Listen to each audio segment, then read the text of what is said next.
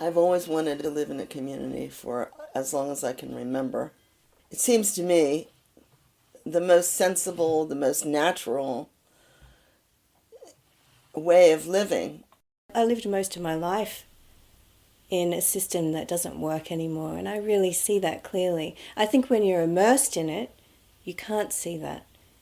But if you take a little bit of time to explore something new, a more service-orientated way of thinking, service to the planet, service to each other, with this kind of foundation, you see nature as an entity, as something that you're made out of too.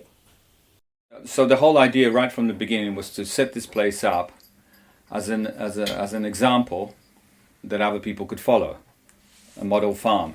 And then it mushroomed into a community of people who had the same idea in mind, and then it just grew organically from that. Bhrugu Aranya is an international eco-village and farming community located in the mountains of southern Poland. Since 1995, Bhrugu Aranya has grown from a small organic farm into a holistic educational center. Here, in this unique atmosphere, people come to experience healing, meditation, organic gardening, and unity with nature on a profound level. In the old days, the mothers, the fathers, the grandparents lived there, the aunts and uncles. And so there was this family unit where some of us have come from dysfunctional families, and we are creating a functional family. That's what community is to me. A lot of the concept of the eco-village harkens back to the old village life, where it was just a normal thing. If you had to raise a barn, you'd go and get the timbers chopped and chiseled and ready to go, and then you'd ask your neighbors, and everybody would come up, and you'd raise the barn, and it would be up in a couple days. And everybody helped each other. Everybody cooperated. At the end of the season, when you harvested your plants, you'd take the seeds and you'd trade the seeds. In the garden by itself, even in vegetable garden, there's a lot of weeds that people are pulling out, but actually there are very, very healing herbs that are worth to collect. Many of them so common that people just throw away, like nettles, which is my favorite herb. There is borage with these beautiful blue flowers that we use even in the salads as an edible herb. Echinacea, which is really helpful for immune system. And also we collect the wild growing herbs like St. John's and yarrow. When you go to a supermarket and you buy food, you don't really know where it's been grown or how it's been grown. So if you imagine a conventional grown plant that's been grown with agrochemicals, that plant is, first of all, it's living in a lifeless soil after a few years. Yeah, it's got hardly any earthworms, any beneficial insects in there, and it's just trying to survive its conditions, its environment. According to the ancient Vedas, plants require 75% of the atmosphere to survive. It's not enough that you're going to, use the best methods like permaculture methods, biodynamic methods, to have brilliant soil. You have to have something to deal with the atmosphere and to heal the atmosphere, to nourish it, to energize. And that's exactly what Agnihotra does and Homaterapie farming does. Agnihotra is a fire ceremony performed at sunrise and sunset, which originates from the most ancient body of knowledge known to man, the Vedas. Encoded in these ancient texts is a holistic blueprint for living in balance with planet Earth. The most essential element of the Vedas given for purification of the atmosphere is yajna, the science of bioenergetic healing through the agency of fire. In the ancient times, people lived in harmony with nature, and they practiced these fires everywhere around the world.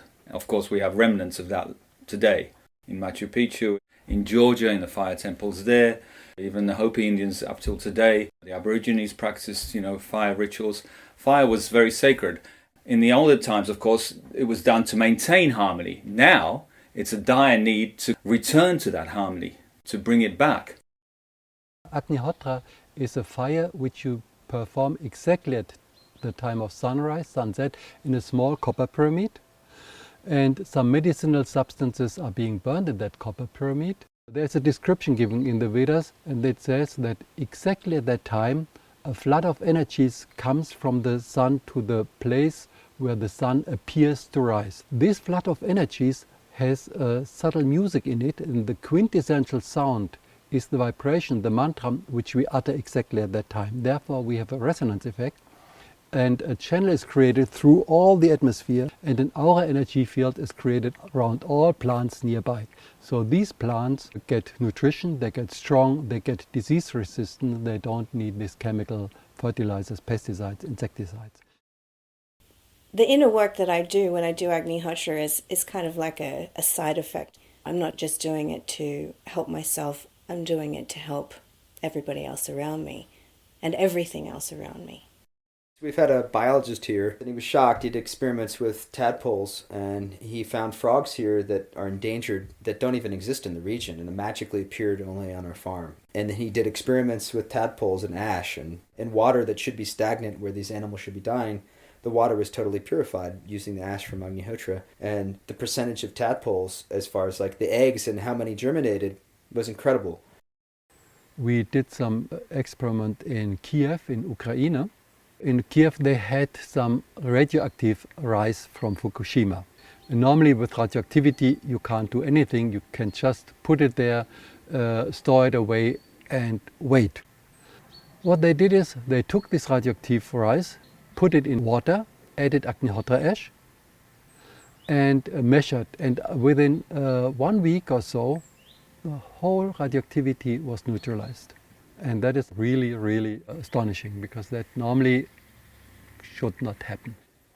What we've done here, the example that we've created here, is that we've transformed a place that was not able to grow practically anything except, say, what the local farmers grow, which is just food for their animals.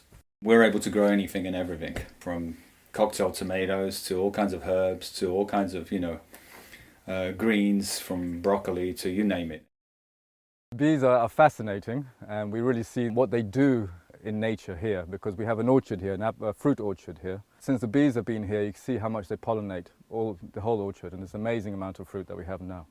The value that they have in the world nowadays as pollinators is very well known, and I can see the evidence of it now. And there's a problem now around the world where lots of bees are now dying in huge quantities, in huge numbers, and mainly because of probably agrochemicals, GM crops, wireless communication, mobile phones. They're becoming disorientated, they're becoming weaker. Whereas here in this Homer atmosphere that we've created, the bees are really, really thriving and very, very healthy. We have now 13 families altogether. We started off with 3, so slowly we've been increasing every year, and they're a very valued part of our community here.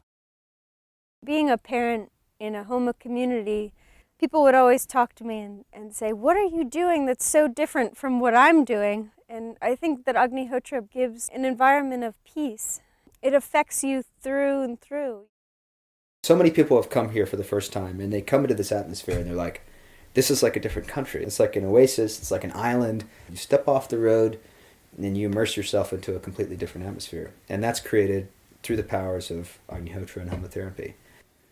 If you wish to, you can use the energy of that's created in the atmosphere by doing these fires. You can use that energy to work on yourself and to help yourself become a better person, become a better member of the whole planet.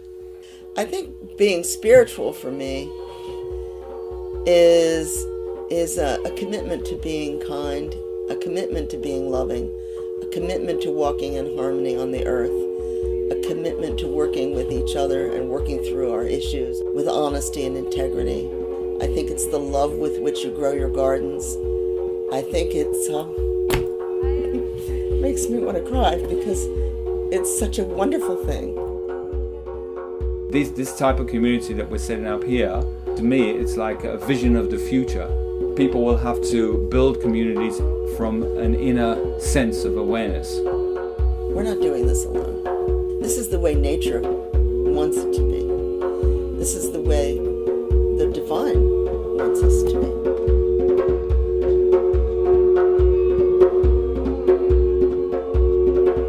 If you look, you can see the visible, the invisible, the audible, the silent, all moving as one force, one energy, one wave of light and sound, one dance.